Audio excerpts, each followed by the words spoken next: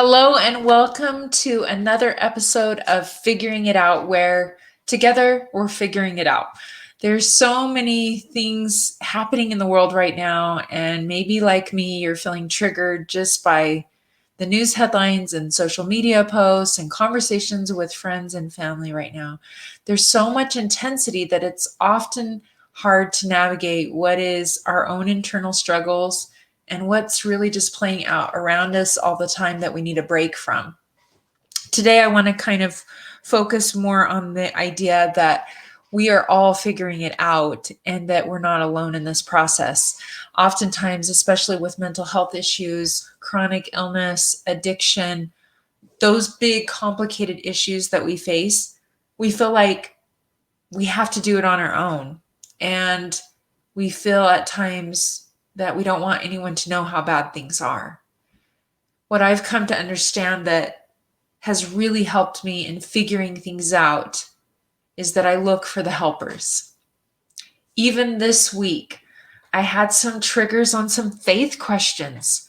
I read some things and heard some things that kind of started to fester inside, and it led me to other questions that led me to more questions. Do you ever have that experience where you catch a video on YouTube or you read a post from someone and it makes you pause and think like, I didn't know that about our faith, or I didn't know that about the scriptures, or I didn't know that about Joseph Smith, or I didn't know that about church history or whatever. And then all of a sudden you're down a rabbit hole.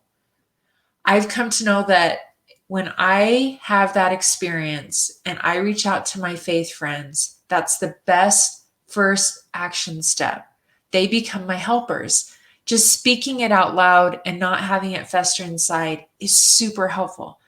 But even if we're not talking about faith questions, maybe we're just talking about some of those issues I mentioned earlier: mental health, anxiety, depression, addiction, chronic illness, learning disabilities, whether you're fighting with some struggle in your family that you feel like you have to have some privacy around. If you don't reach out for help, oftentimes the issue gets bigger. So, my suggestion for this episode of Figuring It Out is that you look for the helpers. There's a famous quote by Mr. Rogers. Don't you love Mr. Rogers? Where he talks about that his mom taught him this principle, that when hard things are happening in the world, and he shared this after 9/11, and we just celebrated the 19th anniversary of 9/11, that we should look for the helpers in those crises, because there's always helpers. It reminds me of one of my favorite stories in the Book of Mormon, and that's of Alma and Amulek. If you'll recall, Alma goes to preach to the people in the city, and he's not only rejected, he's abused, he's bullied, he's treated horribly, and he's exhausted, he's tired. Not only does he feel rejection, but he feels like he has nothing left to give. And as he leaves the city, he's done. And he hears God tell him to go back. Have you had that experience where God's like, please accept that calling, please serve that full-time mission, please go to seminary, early morning seminary, please, read the Book of Mormon, please forgive your sibling or your best friend or whoever it is that's really, really hurt you. And you're wanting to yell at God like, there's no way, I can't do it. It's too hard. I can imagine that's how Alma must have felt. What the scriptures tell us is that he went in back to the city in a new way, in a new place, in a new direction. In my mind, it's another part of the city that he goes into, and it's perfect because as he enters that new gate, he meets his future BFF, Amulek. And Amulek has been perfectly prepared to be the helper in Alma's life. He's of high esteem in his community. He has money. He's successful. He has influence. And he has already been prepared in his heart to have a testimony of what Alma is sharing. And he invites him to his home, and he feeds him and supports him and allows him to rest. And he gives him that kind of coverage that we often need.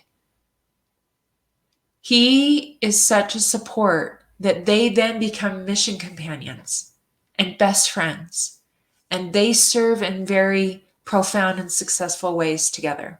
What I also love about this friendship is that later Alma becomes Amulek's support because Amulek loses everything because of the gospel. And so often when we're looking for the helpers, we feel insecure about being vulnerable and admitting that we need the help, that we're struggling because we feel so much better when we're the helpers. But what I love this story teaches us is that the help and the helper switch, and that healthy relationships are just like that. That sometimes we're the one receiving and sometimes we're the one giving the help. I love that if Alma had said to God, "No, I'm traumatized. I don't want to go back. Those people are horrible and mean. You've asked too much of me," he would have missed out on the biggest relationship of friendship that I can think of in the Book of Mormon. He would have missed out on meeting his BFF. So I wonder if there's a lesson in that for us. Sometimes God is trying so hard to answer our prayers, but it's often through other people.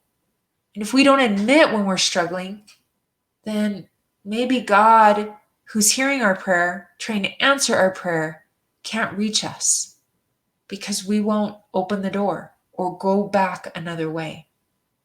I recently started watching an endurance race show on one of the platforms where you can stream. And the very first episode of this show is depicts one of the teams. There's 60 teams, I believe. And the rules of this game are all 4 members of the team have to finish together. If one member of the team drops out, the whole team is disqualified. So the rule is they have to stay together. And this one team starts out and they are like booking it. And they're professionals. They've been in endurance races together. They have their act together. They're the ones that if you were going to really guess and make a bet on who's going to win at the end, you would think they would. But one member of their team, I think even the captain of the team, they just push it because the first part of this race is rowing and they're out on the open sea and they're just using all their energy and he gets severely dehydrated and can't recover. And over a 24-hour period, every stop they can make, they really get behind in the race. They give, the other team members give and share of their food. They do everything to help him. He strips down, he takes a nap, they rest for periods of time. They share their food and water with him to try to get his body temperature to regulate and to help him. But he cannot recover. Now, remember, if one member of the team, quits, the whole team is disqualified. And there's one point in this very first episode, and I just talked about this on an episode of The Middle that I released for my show, The Middle, about depression and anxiety. They tie a rope around the waist of this man. Now, the rope isn't tight. It's not like they're dragging him, like a sack of potatoes down the road. But it's almost symbolic. It's almost so loose that you're thinking, how is that helping at all? But they are literally like, the rope is around this man's waist and it's super loose. And one of his team members is holding the other end of the rope and it's super loose in his hand. There's no pulling. There's no tension at all on the rope. It almost is just symbolic. And they just keep him walking and walking and walking. And it's slow. And it's slow going. Another 24 hours pass and he starts to regulate in his temperature and he starts to recover. That image of this team member, saying basically, I'm not letting you go. I'm not letting you go. I'm going to be here. No matter how tired, no matter how worn out you are, I'm going to be here. Now, I'm only a few episodes into this season, so I don't know who wins. I don't know how it ends up for this team. But what I do know is that we are all on the family team together. We are all brothers and sisters. And depending on your age and your life experience, maybe you have been a helper. Or maybe you feel like you've always been the one at the other end of the rope with the rope tied around you, and you're dehydrated and you're stripped down and you can't regulate your spiritual life, your mental life, your financial life, your education life, your relationship life. None of those parts of you seem to be working right, and you can't seem to regulate them. It's okay. I've come to understand that those that feel like they're the receivers will be the ones that give. And I know that whether it's mental health issues or a faith crisis or financial struggles or addiction, that there are always helpers, like Mr. Rogers says, around us. We just need to look for them. And maybe God is saying, go back another way. Maybe God is saying, I know you've stepped away from church, but maybe it's time to go back. Maybe he's preparing an Amulek for you, but he needs you to step through the door. I hope that you will open your heart to the idea that whatever you're facing, whatever you're trying to figure out right now, to pray to God to help you see the helpers. And maybe you're not really struggling or wrestling right now. Maybe you're going to be the answer, the Amulek, to someone else's prayer. Maybe tonight as you say a prayer, then God will put on your heart and mind a name of someone that you feel prompted to reach out. Just text them and say, hey, you came into my heart and mind while I was praying. Are you doing okay? Thought I would check on you. Because what I've come to understand is that we all go through seasons of trying to figure things out. And we all are in need of help. We were wired, as Brene Brown says, for connection.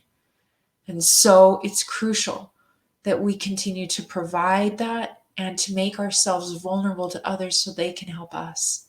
That, to me, my friends, is what Zion will be. It will be that your heart and my heart will be one. Our hearts and our minds will be one. It's because we won't be hiding our hearts and our minds from each other. So my invitation to you is reach out and look for the helpers. They're there. You may just have to go in another way. And we'll see you again soon on the next episode of Figuring It Out. I'm Ganel-Lyn, your host.